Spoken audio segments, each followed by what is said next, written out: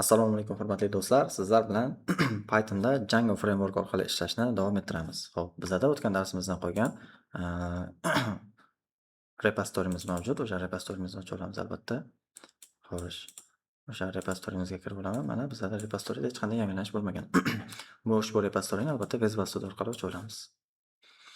Xo'p. Endi biz o'tgan darsimizda davom ettirganmiz. O'shani endi bugun davomiylikda ishlab chiqishimiz kerak.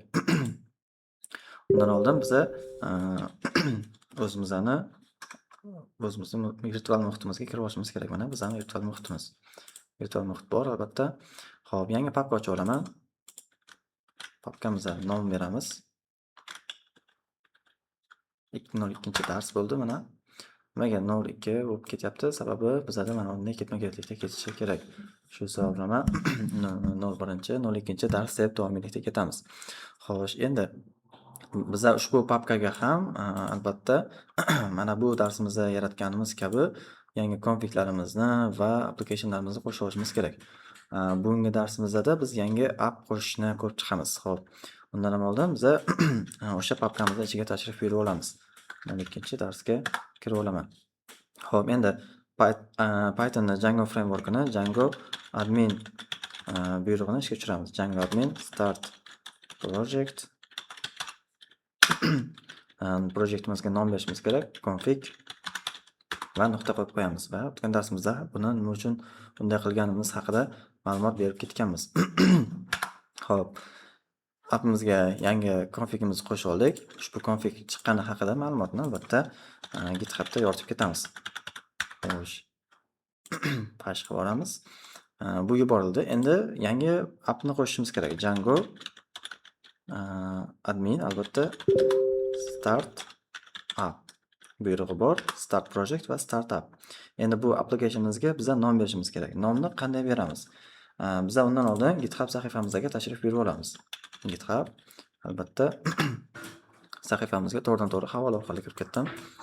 Xo'sh, repositoriyalarning bittasiga e'tibor beramiz. Ya'ni Learning Management System Djangoda qurilgan repositoriyaga e'tibor beramiz. Bizada config, games va media, persons misol uchun va blog, yordamchi, accounts bo'limlari bor ekan. Bular hammasi application.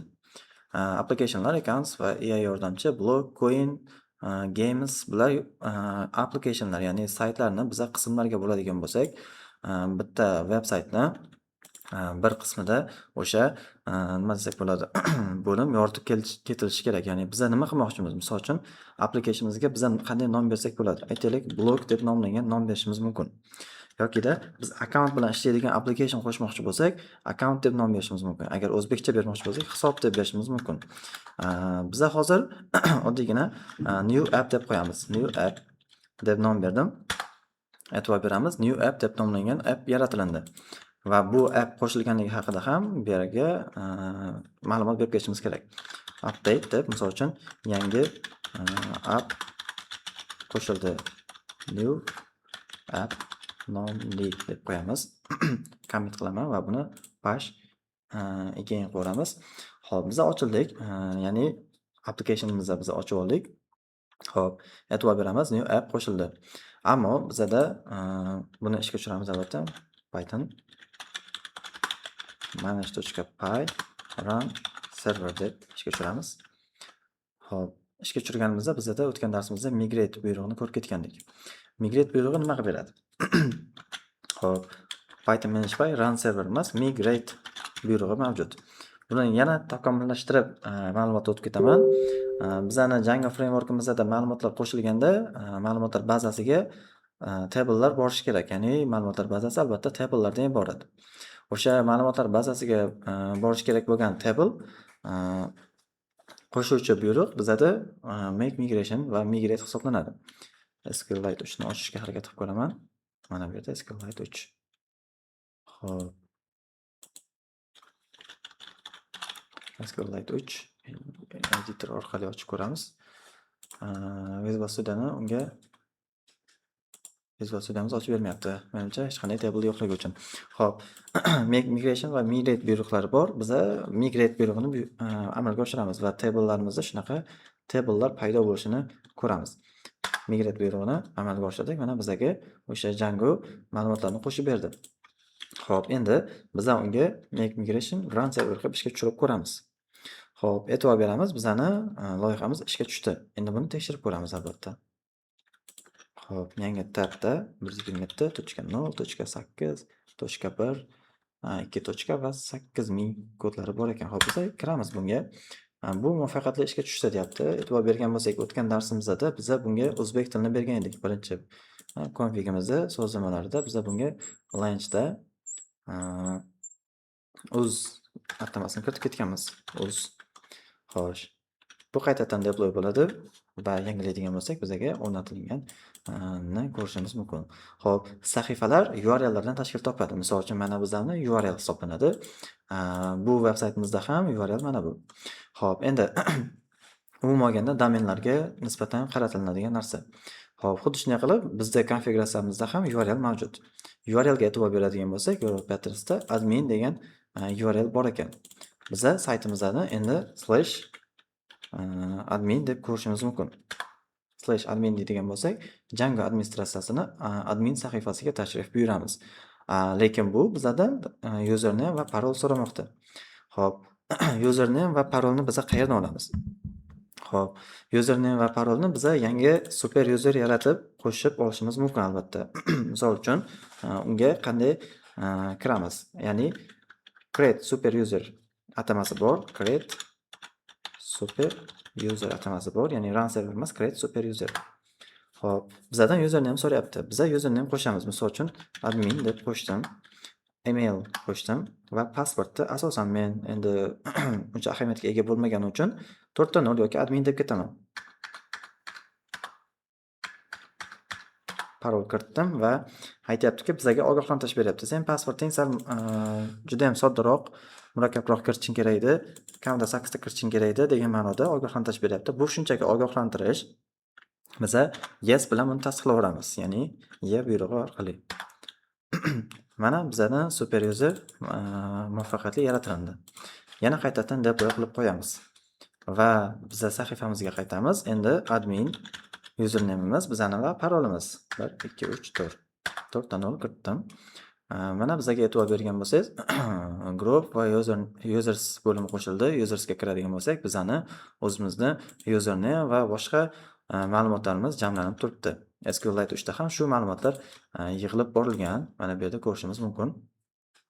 After groupda after user, ya'ni avtorizatsiyadan o'tgan userlar. Userning ID raqami 1, pasporti, e'tibor bergan bo'lsangiz, pasport, ya'ni paroli o'zini hashlarida, ya'ni shifrlarida shifrlangan holatda turibdi. Last login oxirgi marta kirgani is super user 1, ya'ni bu user super user demoqchi. Username, ya'ni bizda loginimiz admin, last name yo'q. Last name'ni biz kiritib ko'ramiz, ya'ni adminga kiraman. Last name'ni misol uchun deymiz va elektron pochtamizni kiritib ko'ramiz. @1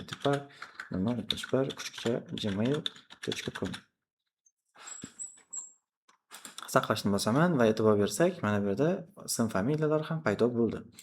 Xo'p, ko'rishimiz mumkin. Ya'ni ma'lumotlar bazasida bu ma'lumotlarni jamlab bormoqda, ya'ni backend ishlamoqda. Bu ishlaganlik haqida ma'lumotni ham GitHubga chiqarib qo'yamiz. Xo'p, ana endi yaxshi, bizning veb-saytimizni admin sahifasi ulandi. Ya'ni bu konfiguratsiya ishlayapti. Endi buni application sozlamalarida ham to'g'rilab ketishimiz kerak bo'ladi. Xo'p, ulardan bittasi e'tibor beramiz. Bizda installs app mavjud. Ya'ni install app o'zi nima? Bizda e'tibor bergan bo'lsangiz, yangi new app degan appni yaratdik. Appimizga tashrif buyuradigan bo'lsak, bunda admin, apps, models, test va web fayllar mavjud. Init fayli bu struktura Python dasturash tilida tuzilganligini ko'rsatib beradi. Xo'p, endi biz bu applicationni configga ulashimiz kerak. Qanday ulanadi? Sozlamalarga kiramiz va installs appga appimizning nomini berib qo'yamiz. New app deb nomlangan appimizning nomi bor ekan. Shuni berdik. Ana endi appimiz ham bunga joylandi. Lekin bu appimizga hali hech qanaqa sozlamalar berganimiz yo'q. Ya'ni mavzuyimizda shunday berilgan. Yangi app bilan yangi app qo'shish hamda hello world chiqarish. Xo'p, biz endi bunga application orqali yangi nima desak bo'ladi? wave ni chiqaramiz. Xo'p, URL patternsga biza URL berib ketishimiz kerak. Undan ham oldin biza new app ichida wave deb nomlangan klassni ko'rib olamiz. Ya'ni yoki bu funksiya ham bo'lishi mumkin. Class deb ham berib ketsak bo'ladi. Hello world wave ni quyidagicha berib ketamiz. Xo'sh, mana shu yerda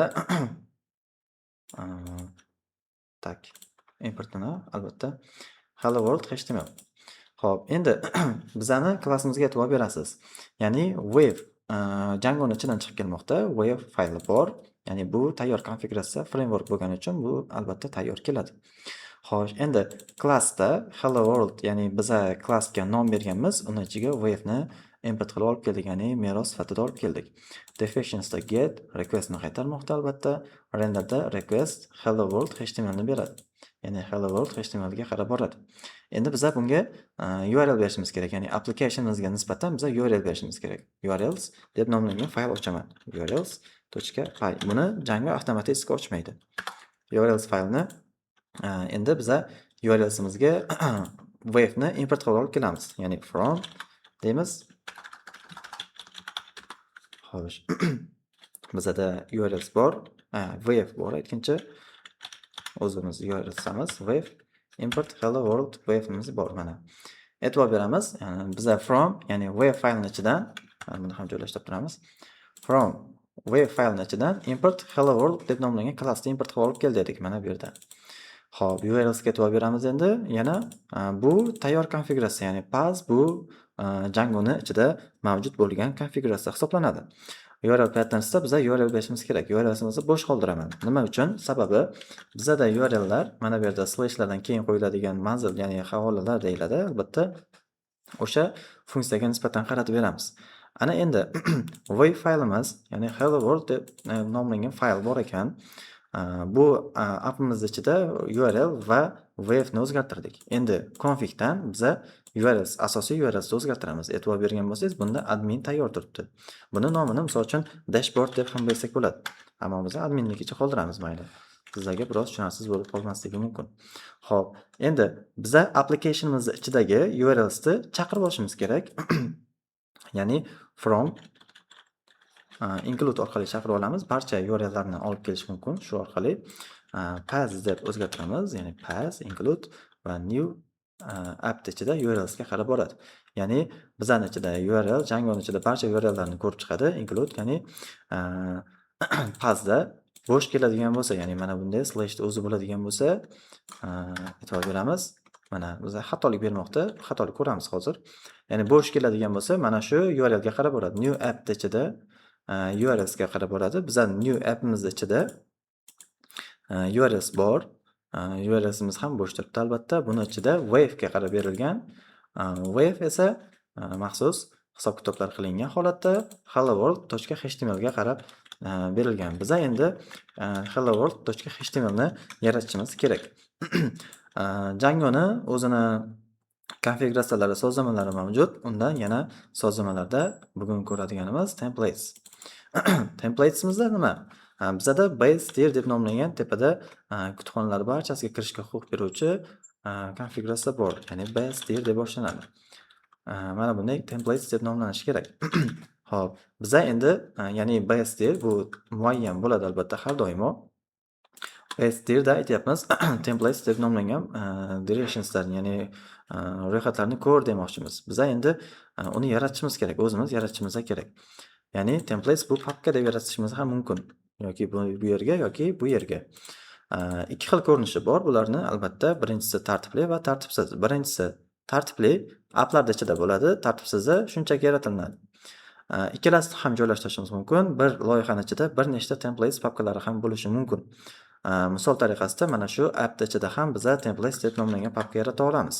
Unda hech qanaqa xatolik bermaydi. Buni o'chirib tashlaymiz. Tartibsiz holati qanday bo'ladi? Misol tariqasida mana shu appimizda bizada 8 ta application bor. Biz hozir shunchaki bittagina new app ni o'zini yaratganmiz. Xuddi shunday qilib, biza bir nechta applicationlar bilan ishlamoqdamiz va har bitta application ichida templates qilishimiz biza, ya'ni mana shu application uchun javobgar bo'lgan templateslarni saqlaydi. Xuddigina misol uchun shkaf javonni tushunadigan bo'lsak, Misol tariqasida qishki kiyimlarni alohida, yozgini alohida, bahorgi kiyimlarni alohida saqlaymiz, ya'ni tartib bilan. Bunda ham xuddi shunday. Qaysi applicationga nisbatan ishlaydigan templateslar bo'ladigan bo'lsa, shu application ichida templates papkasini ichida joylashgan bo'ladi. Tartibsizda esa bitta templates papkasini ichida barchasi joylashgan bo'ladi. Umumiy kodlar soni, misol uchun 50 ta bo'ladigan bo'lsa, 50 ta kodlar bitta joyda jamlangan bo'ladi. Bu keyinchalik kodimizni o'zgartirishga to'g'ri kelgan vaqtda bizaga anchagina noqulaylik tug'dirishi mumkin. Shu sababdan biz application ichida templates deb nomlangan kodni papkani yaratdik. Uni ichiga endi biz yangi kodni qo'shamiz, ya'ni hello world.html ni qo'shib chiqamiz. Biz HTML ni yaratdik. Endi unga albatta oddiygina HTML konfiguratsiyasini beramiz. Ya'ni hello world buni qizil ko'rinishda chiqarishimiz mumkin misol tariqasida. Ya'ni style ni ham shu yerda yozib ketsak bo'ladi. Style h1 ga nisbatan misol uchun mana bunday ranglar beramiz. Qizil deylik. Mana shuni hop, mayli centerda o'zida qolsin. Hop, e'tibor beramiz. Bizda templates does not exist degan xatolik bermoqda. Buni tarjima qiladigan bo'lsak, ushbu templates topilmadi degan ma'noni beradi. Ya'ni bizning templates kodimiz topilmaganligi haqida protokol bermoqda. Sahifani yangilayman. Xo'sh, templates papkasimizni haligacha ko'rgani yo'q. Loyihani adashmasam bir ishga tushirishimiz kerak bo'ladi. Bir yopib qaytadan ishga tushiramiz. Mana bizani hello world deb nomlangan kodimiz ishga tushdi. Bu Djangoda birinchi hello world kodimiz bo'lib chiqadi. Xo'sh, endi biz template so'zini istagancha o'zgartirishimiz mumkin. Misol uchun p tegichida Lorem matnidan foydalana olamiz. Mana bunday p ga ham albatta alohida style berib ketishimiz mumkin. P da menda extension ishlagani uchun biroz video hajmini qisqartirish maqsadida extension ishlatilmoqda. Albatta bu kodinglar muammo emas. Mana bunday o'zgartirib davom etib ketishimiz mumkin. Bugun o'zgartirganlarimiz new app ni yaratdik, new app ichiga URLs qo'shdik, URLs quyidagicha yangiladik. Wave ni o'zgartirdik, wave ga qo'shimchalar qo'ydik. Va undan tashqari config sozlamalarining ichida ba'zi bir o'zgartirishlarni kiritdik. Misol uchun base tier va install apps da new app ni qo'shdik. Va URLs ga o'sha URLs ni include orqali kiritib ketdik. New app ichida URLs ga qaratib bordik. Agar misol uchun slash mana shu yerda misol uchun hello deydigan bo'lsam, bu o'z holicha qoladi. Ya'ni mana bu qism ishlamaydi. Page not found error beradi. Ya'ni bu sahifalar ichida ko'radigan bo'lsak, bunaqa sahifa topilmadi degan ma'noni qaytaradi. To restore xatoligi, ya'ni to restore protokoli. Hello deb nomlangan havolani berib ketaman. Mana endi hello degan havolaga o'tgan vaqtim bu ushbu templatesni berdik. Xuddi shunday qilib, misol tariqasida ikkinchi sahifani ham berishim mumkin. Misol uchun hello world wave deb nomlangan klass emas, boshqacha klassda ikkinchi templatesni berib ketaman. Xuddi shunday qilib, ikkinchi template uchun ham joylashuv ham berib ketaman va hokazo. Ya'ni ketma-ketliklar albatta shunday tuzilmalarga ega bo'lib qoladi. Bizani admin sahifamiz esa default holatda o'zi Djangoning o'zida mavjud. Ya'ni bu users misol uchun. Yangi userni endi shu yerda o'zidan ham qo'shib ketishimiz mumkin yoki bu yerda create super user buyrug'i orqali ham ma'lumotga ega bo'lib ketishimiz mumkin ekan. Xo'p, bugungi darsimiz shulardan iborat edi. Darslarni o'tkazib yubormaslik uchun bizani platformalardan ro'yxatdan o'tib qo'yishingizni tavsiya qilgan bo'lardim. Ya'ni ushbu platformada ro'yxatdan o'tasiz va bir nechta akkauntlar uchun birgina akkaunt o'zida, misol uchun bir nechta kurslar uchun dostуп ola olasiz va o'qishni shu joyni o'zidan ro'yxatdan o'tib davom ettirib ketishingiz mumkin bo'ladi. Ajratgan vaqtingiz uchun rahmat. Barchangizga xayr, salomat bo'ling.